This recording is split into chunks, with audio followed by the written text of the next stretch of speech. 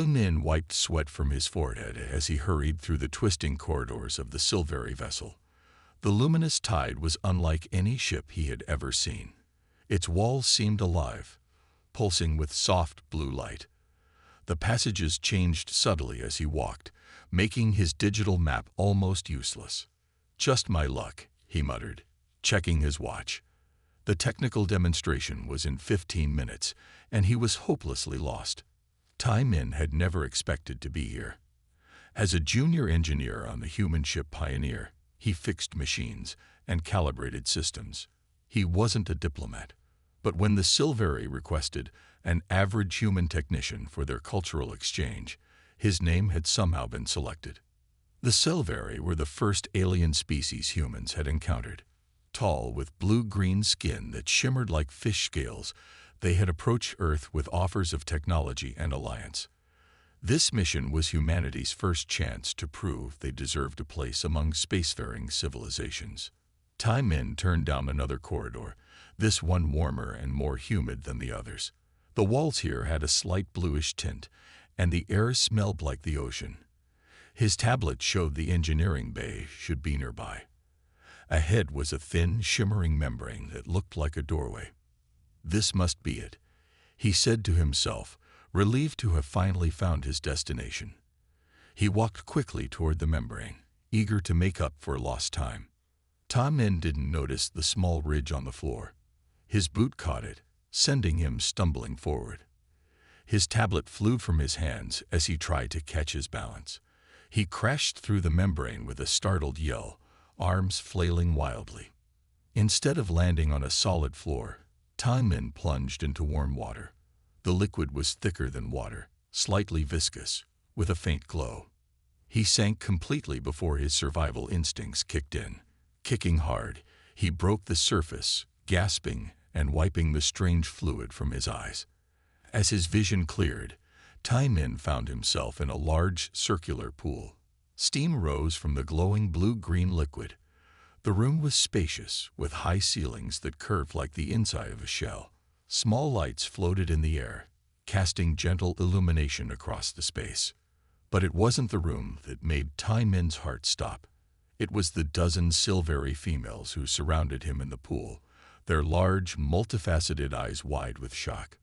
"I'm so sorry," Min spluttered, trying to find the edge of the pool. Wrong turn. Complete accident. The Silveri didn't move. Their delicate gill frills on the sides of their necks flared open, and their skin, normally a calm blue-green, began to flush purple. One of them made a high-pitched trilling sound that hurt Min's ears. Only then did Min realize the Silveri weren't wearing anything. Their bodies were exposed from the shoulders down, iridescent skin glistening with moisture. He quickly averted his eyes, face burning with embarrassment. Human male in sacred waters. One of them finally cried in accented English. The room erupted in trills and clicks as the Silveri called to each other in their native language. Two taller Silveri appeared at the edge of the pool. They wore formal garments with insignia that Min recognized as security markings. One reached down with a long, three-fingered hand and grabbed Min by his collar, lifting him effortlessly from the pool. "Wait, I can explain," Min said as they dragged him, dripping, across the smooth floor. "It was an accident. I was looking for the engineering bay." The security Silveri said nothing as they pulled him through a different membrane door. Min's uniform was soaked with the glowing liquid, which clung to him like syrup. It smelled pleasant, like flowers and sea salt, but that was small comfort given the circumstances. They brought him to a small bare room and left him there, the door sealing behind them. Min stood dripping on the floor, trying to process what had just happened. He had obviously stumbled into some private area, but the looks of shock and horror on the Silveri faces suggested it was worse than merely seeing them undressed. Time passed slowly. Min's uniform began to dry, becoming stiff and uncomfortable. Just as he was considering trying to open the door, it slid open. Jisoo, the human diplomatic lead, stood there with the angriest expression Min had ever seen. "Do you have any idea what you've done?" she hissed, stepping into the room. The regeneration bath is the most sacred and private ritual in Silveri culture. Only family units and lifelong partners share this space. Tai Min felt sick. I had no idea. I got lost, and my tablet showed the engineering bay was. You've potentially ruined years of diplomatic work. Jisoo cut him off. The High Council is meeting right now to decide how to respond to this incident. Before Tai Min could respond, two more figures entered the room. One was a tall female Silveri with elaborate markings on her skin. The other was younger, with a lighter coloration. Tai Min recognized the younger one from the pool and wanted to sink through the floor. I am Nera, High Counselor, the taller Silveri said formally. This transgression is unprecedented. By our oldest laws, there are only two resolutions: permanent memory alteration or cultural integration.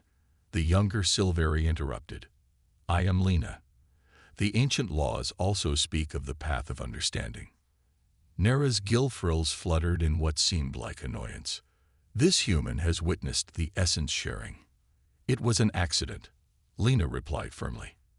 And the human showed immediate regret. This could become an opportunity rather than an offense. Tai Min looked from one alien to the other, not fully understanding what they were discussing but certain his future hung in the balance. Whatever a regeneration bath was, he had clearly stumbled into something culturally significant. The question now was whether this mistake would end his career, or worse. Tai Min stood dripping with the strange blue-green liquid as Nera and Lena continued their discussion. The High Counselor's skin had a deep purple hue that seemed to pulse with her agitation. The human violated our most sacred space, Nera said, her large eyes narrowing. The regeneration bath is not for outsider eyes. For generations, only bonded pairs and family units have shared in the nutrient exchange. Tai Min wanted to disappear. He glanced at Jisoo, whose tight expression gave him no comfort. The diplomatic lead looked as though she was calculating how many years this incident would set back human-Silveri relations. High Counselor, Jisoo said finally, bowing deeply. On behalf of the Earth Alliance, I offer our sincere apologies. Engineer Kim's presence in your sacred space was entirely accidental. He was lost in trying to find his way to the technical demonstration. Nera's gill frills fluttered. Intent does not erase consequence. The human has witnessed the essence sharing. The minerals in the bath were being absorbed by our bodies, a deeply intimate process. It would be like a Silveri watching humans digest food inside their stomachs. Tai Min felt his face grow hot. No wonder they had reacted with such horror. He had invaded not just their privacy, but a biological function that was never meant to be observed. The council must meet to decide the proper response, Nera continued. Until then, the human will remain confined to quarters. As Nera turned to leave, Lena stepped forward. High Counselor, if I may speak. Nera paused, her tall form framed in the doorway. You have already interrupted once, environmental specialist Lena, but you may continue. The path of understanding is also part of our oldest traditions, Lena said. When misunderstandings arise between different peoples, our ancestors sought knowledge rather than punishment. Tai Min noticed Lena's skin had a calmer blue tone, with small patterns of light moving beneath the surface. She was younger than Nera, with fewer of the elaborate markings that seemed to denote status among the Silveri. This human could learn our ways, Lena continued, and we could learn theirs. The accident could become a bridge of cultural exchange. Nera made a sound that Tai Min couldn't interpret, something between a sigh and a click. You speak of ancient ways that have not been used since before we reached the stars. Because we have not met a species worthy of the effort, Lena replied. Humans have shown resilience and creativity. They adapt quickly. These are traits our people value. Jisoo seized the opportunity. High Counselor, we would welcome any cultural exchange program. Engineer Kim could serve as our representative in this effort. Tai Min shot Jisoo a panicked look. He was an engineer, not a cultural ambassador. But Jisoo skillfully ignored him. "The council will consider all options," Nara said finally. "Until then, the human remains restricted from sensitive areas of the ship." After Nara left, Jisoo turned to Ta Min with barely contained anger. "If you've ruined this alliance, Kim, your career is over.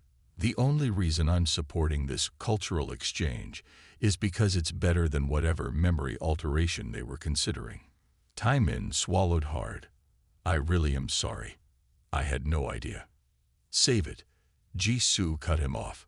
"Just pray that Lena can convince the council." After Jisoo left, Ta Min was alone with Lena. The Silveri studied him with open curiosity. "You should know," she said, "that I was in the bath when you fell in." Ta Min wished the floor would open and eject him into space. "I'm so sorry. I had no idea what that room was. I was just trying to find the engineering section." Lena made a gesture with her hand that Ta Min couldn't interpret. "Your reaction was interesting. Immediate regret and embarrassment. It suggested respect, even without understanding." "Of course I respect your privacy," Ta Min said. "I would never intentionally intrude on something so personal." "This is why I spoke for you," Lena said. "Many on the council believe humans are too aggressive and impulsive for true alliance. But I have studied your species. You are adaptable. You learn." "We try to," Ta Min said, feeling the small spark of hope. "The regeneration bath is more than physical nourishment," Lena explained. "During immersion, our skin becomes permeable, allowing the exchange of nutrients and trace memories. The emotional states of those sharing the bath become known to all participants. It is our most vulnerable state." Ta Min's eyes widened. "So when I fell in, you disrupted an intimate emotional exchange among the diplomatic caste." Lena confirmed. "They felt exposed, not just physically but mentally." "No wonder they're angry," Ta Min said, feeling worse by the minute. "The council will meet for 3 cycles to determine your fate," Lena said. "I will advocate for the path of understanding. If accepted, you would learn our ways, and I would serve as your guide." "And if they reject it?" Ta Min asked, not sure he wanted to hear the answer. Lena's gill frills flattened against her neck. "Memory alteration is not pleasant for humans. Your mind would reject the process. There could be damage."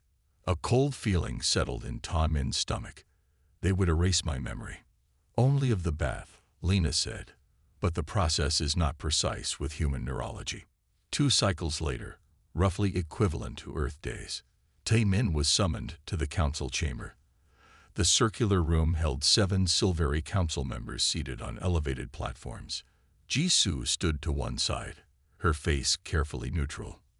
Nara spoke from the center position. "Engineer Kim Ta Min of Earth, the council has reached a decision regarding your transgression." Ta Min stood straight, trying to look respectful despite his fear. "By majority vote, we have decided to implement the path of understanding," Nara announced. "You will learn our ways under the guidance of environmental specialist Lena. In return, you will share human technical knowledge and cultural insights." Relief flooded through Ta Min. He bowed deeply, as he had seen Jisoo do. "Thank you, High Counselor. I am honored by your wisdom and mercy." "Do not mistake this for mercy," Nara replied. "This is practicality. The alliance between our peoples may someday depend on true understanding. You will be the test of whether such understanding is possible." As the council members filed out, Lena approached Ta Min, her skin glowing with a soft blue light that he now recognized as satisfaction. "The path begins tomorrow," she said. "Be prepared, Ta Min of Earth. Learning our ways will not be easy." Looking at her multifaceted eyes, Ta Min believed her. But he also felt something unexpected: curiosity. He had come aboard as an engineer, but now he would be something else entirely. A cultural pioneer, walking a path no human had traveled before. Ta Min arrived at the designated meeting area an hour early. The room was circular, like most Silveri spaces, with walls that curved upward into a dome. Soft blue light came from everywhere and nowhere. He sat on a low cushion, nervously checking his tablet for the 20th time. Jisoo had loaded it with basic cultural information about the Silveri, but the files felt woefully inadequate after yesterday's disaster. "You're early," a familiar voice said. Lena entered the room, her movements fluid and graceful. Today her skin had a greener tint than yesterday, with small patterns of light moving beneath the surface like tiny fish. Tai-min stood quickly and bowed. "I didn't want to be late. Not after, you know." Lena made a trilling sound that he realized was laughter. "A wise choice. Punctuality is valued among my people." She gestured for him to sit again. "Today we begin your cultural education." For the next 3 hours, Lena explained the basics of Silveri society. They evolved on an ocean world with both land and sea phases in their life cycle. Their skin absorbed nutrients from their environment, which explained the importance of the regeneration bath. "The minerals in the bath are cultivated from our home world," Lena explained. "They contain trace elements our bodies need. The sharing of bath water is intimate because we absorb not just nutrients but chemical markers from others present. So it's like eating together, but more personal." Tai-min asked. "Much more personal. It would be like humans digesting food in the same stomach," Lena said. "We become aware of each other's biochemical states, emotions, health, even some surface thoughts." Tai-min winced. "No wonder everyone was so upset when I fell in. I contaminated the whole bath." "Yes and no," Lena said, her gill frills fluttering, and what Tai-min was learning indicated amusement. "Your presence was shocking, but also fascinating. Humans have a very different biochemistry. Some found the new chemical signatures interesting." Before Tai-min could ask what she meant by interesting, a soft alarm sounded throughout the ship. Lena's skin paled slightly. "That's the environmental alert," she said, standing quickly. "Something's wrong with the ship's systems." They hurried through the corridors to the environmental control center. Several Silveri were gathered around a display showing the ship's internal systems. Tai-min recognized the schematic as representing fluid flow, though on the Silveri ship, that meant actual living fluids that carried nutrients throughout the vessel. "The primary circulation is failing in 3 sections," said a tall Silveri with dark blue skin. "Pressure is dropping in the outer membrane." "What happened?" Lena asked, joining them at the display. "Unknown. The flow just started slowing in these sections," the blue Silveri replied. "We've tried increasing pump pressure, but the channels aren't responding." Tai-min stayed back, unsure if he should be present for what seemed like an emergency. But as he watched the displays, he noticed something familiar about the pattern of the blockage. "Excuse me," he said hesitantly. "Could I see the complete circulation diagram?" The Silveri looked at him with surprise, but Lena nodded encouragingly. "This is Engineer Kim from the human vessel. He may have insights." They reluctantly expanded the display to show the full system. Tai-min studied it carefully. The Silveri ship used biological systems rather than mechanical ones, but the principles of fluid dynamics remained the same. "This reminds me of something we see in human medical systems," he said. "When small particles build up gradually in a flow system, they create a pattern like this." He pointed to the junction where the blockage seemed worst. "We call it a cascade failure. Each small blockage forces more pressure on other pathways until they fail too." "What do you suggest?" asked the blue Silveri, clearly skeptical. "In our systems, we would create a temporary bypass," Tai-min explained. "Then use ultrasonic waves to break up the blockage." "Do you have something similar?" Lena's eyes widened. The resonance stimulators used for growth chambers could be modified. "It could work," the blue Silveri admitted reluctantly, "but bypassing the flow would require surgery on the ship's tissue." "I've done similar repairs on our hydraulic systems," Tai-min offered. "If you can create the bypass, I could help calibrate the resonance device." For the next 6 hours, Tai-min worked alongside the Silveri engineers. They created a temporary channel for the nutrient flow, while Taimin adapted their resonance technology to clear the blockage. The work was delicate. The ship's tissues were alive and responsive to stimuli in ways human technology wasn't. Careful, Lena warned as Taimin adjusted the device. Too much resonance will damage the channel walls. Taimin nodded, making fine adjustments based on the readings. In our systems, we use a progressive frequency to break up blockages gradually. Could that work here? It might, Lena said, studying the device. Our stimulators are designed for single frequencies, but the principle is sound. Working together, they modified the device to produce a shifting frequency. When they activated it near the blockage, the nutrient flow slowly began to improve. After an hour of careful adjustments, the obstruction cleared completely. The blue Silveri, whose name Taimin learned was Mero, seemed impressed despite himself. Your solution was effective. We would not have considered using the resonance stimulators this way. Different perspectives sometimes see different solutions, Taimin said with a small smile. Later, as they walked back to the cultural exchange room, Lena's skin glowed with a warm golden light. You impressed the environmental team today, she said. Mero rarely compliments anyone. I just applied basic principles we use in our systems, Taimin said modestly.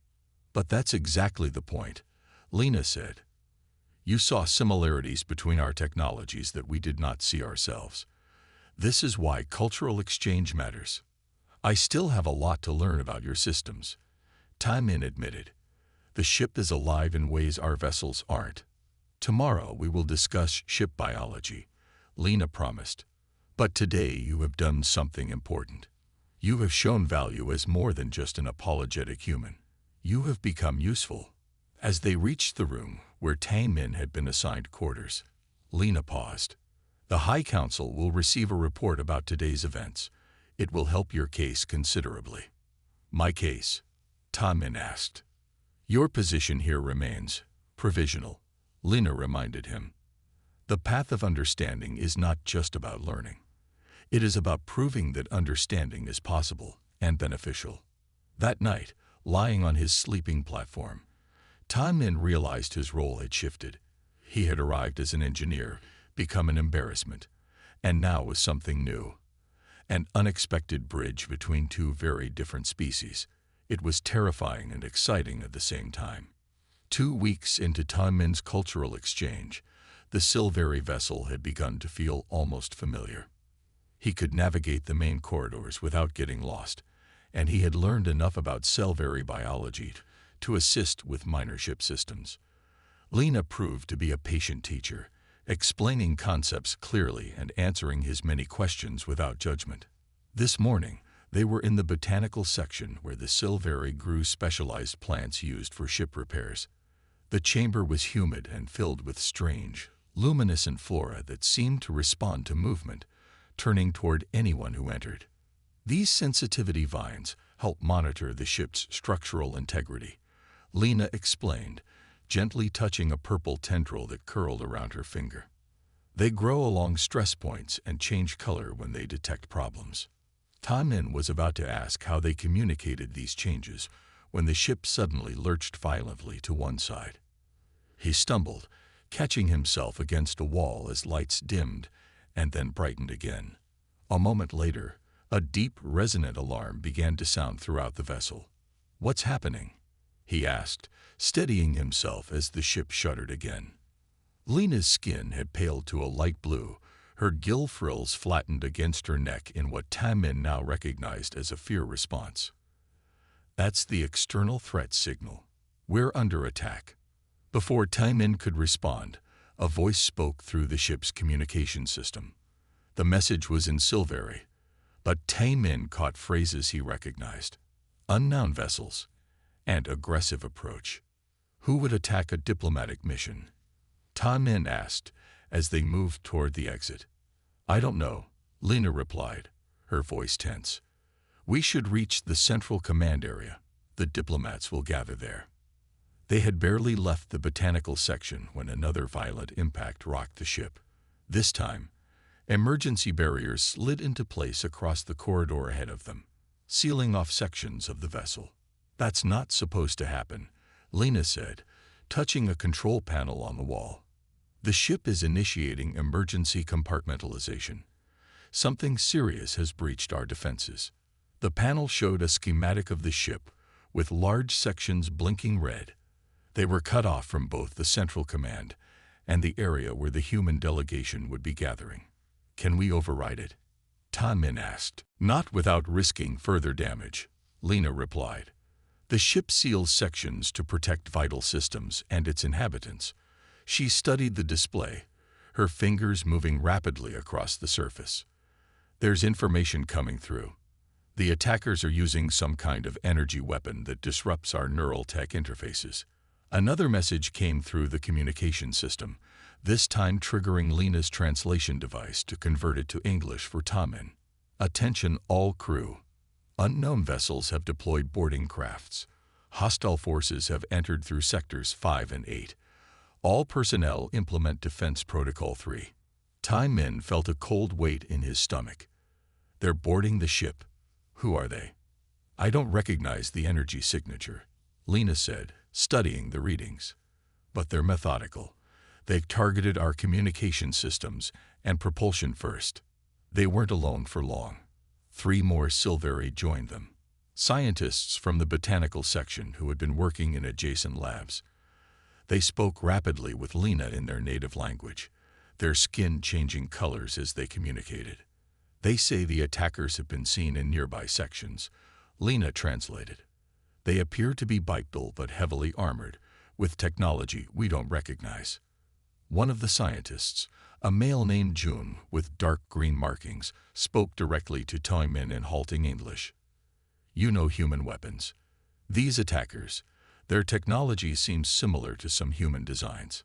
That's impossible, Min replied firmly. This is a joint diplomatic mission. Earth wouldn't attack its own people. Before they could discuss further, the lights dimmed again, and emergency illumination activated, soft blue stripes along the floor and walls. A moment later, they heard sounds from an adjacent corridor, heavy footsteps and a metallic scraping. They're coming this way, whispered Lena, her skin now almost white with fear. Min looked around desperately. They had no weapons, and the botanical section offered little in the way of defensive positions. But then his eyes fell on a door he recognized, one leading to a small regeneration bath used by the science team. The bath chamber, he said quickly. The mineral solution conducts electricity in a unique way. I saw it during the repairs we did. What are you suggesting? Lena asked. If we can redirect power from the emergency systems into the bath, Min explained, we might be able to create an electromagnetic pulse. It could disable their technology temporarily without harming the ship's organic systems. The footsteps grew louder. Whatever was coming would reach them in minutes.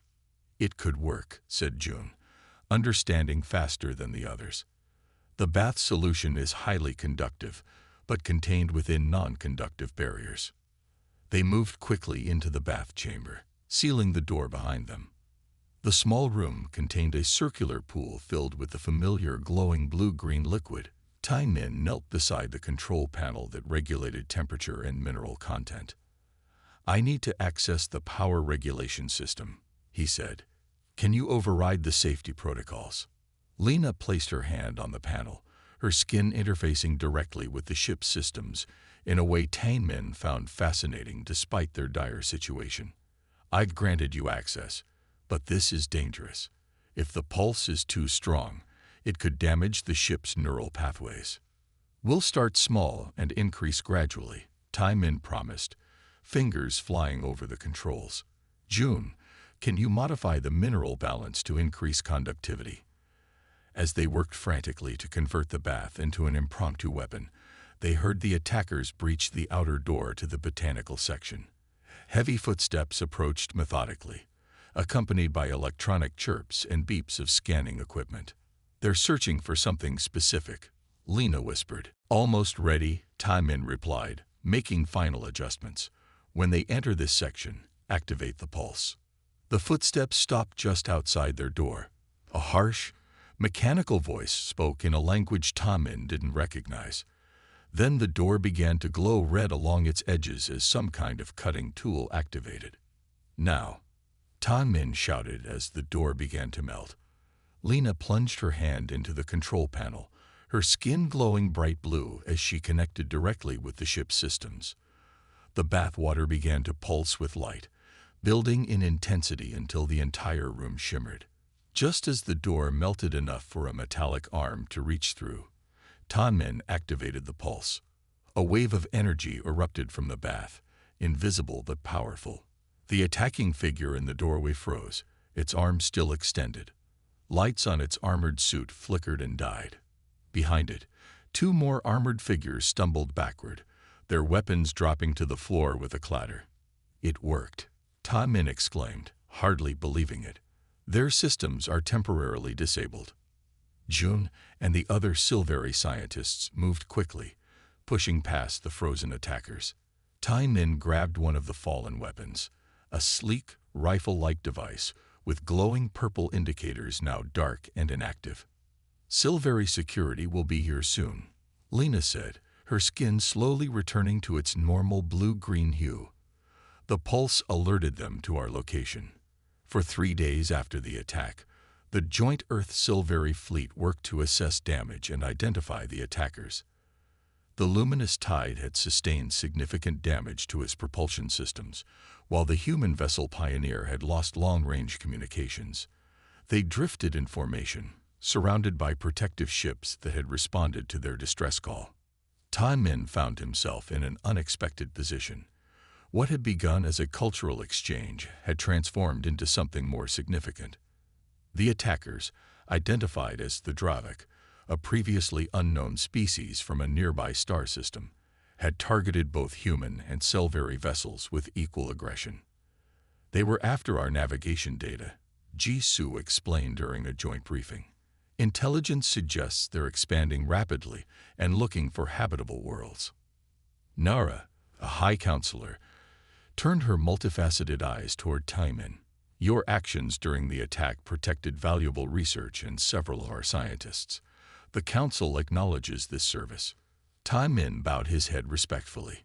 "I only applied what I had learned about Silveri technology. It was Lena and June who implemented the solution." "Which brings us to the matter at hand," Nara continued. "The attack has changed circumstances. Both our vessels require extensive repairs. During this time, we propose expanding the cultural exchange program." Jisoo nodded. "Earth Alliance agrees. Engineer Kim's experience demonstrates the value of deeper integration between our technical teams." After the briefing, Tai Min found Lena waiting in the corridor.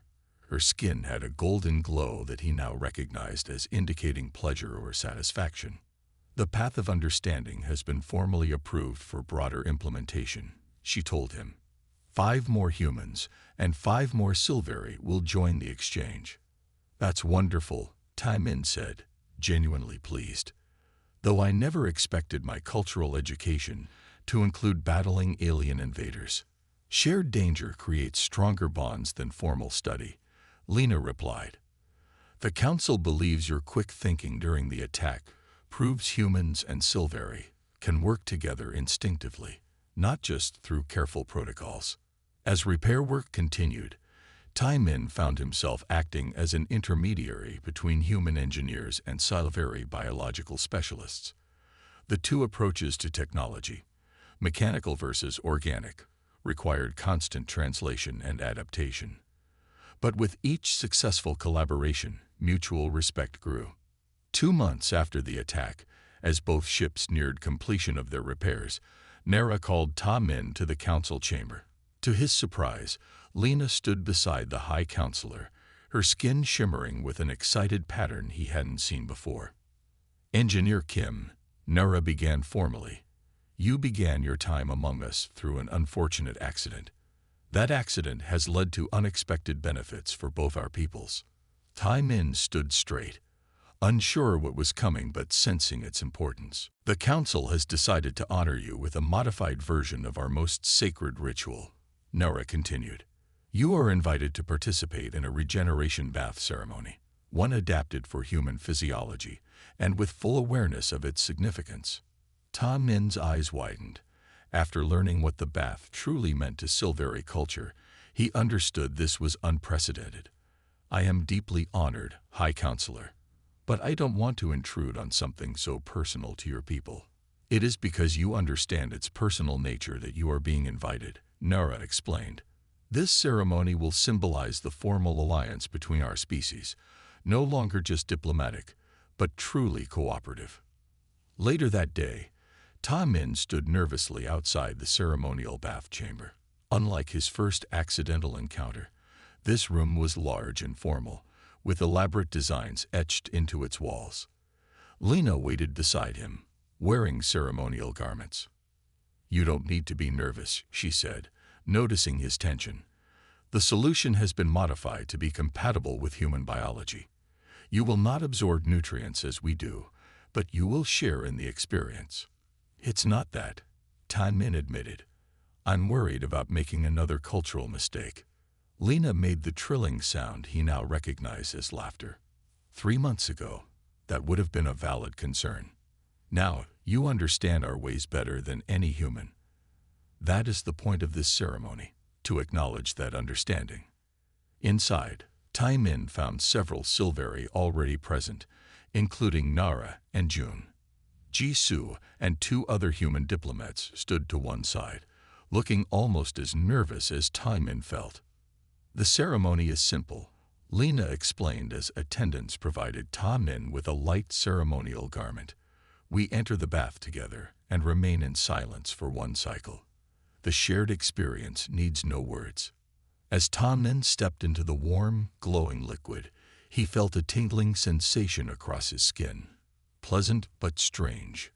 Around him, the Silveri skin began to glow more intensely, patterns of light flowing between them like silent conversations. Though he couldn't share in their biochemical communication, Tai Min felt something equally powerful. The knowledge that his presence here represented something unprecedented. What had begun with an embarrassing fall had led to a new understanding between 2 very different peoples. Nara's voice broke the silence, speaking the ritual words that would be recorded in both Silveri and human histories. Sometimes true understanding comes not from careful distance, but from unexpected closeness. Today we share not only space but perspective, not only ceremony but purpose.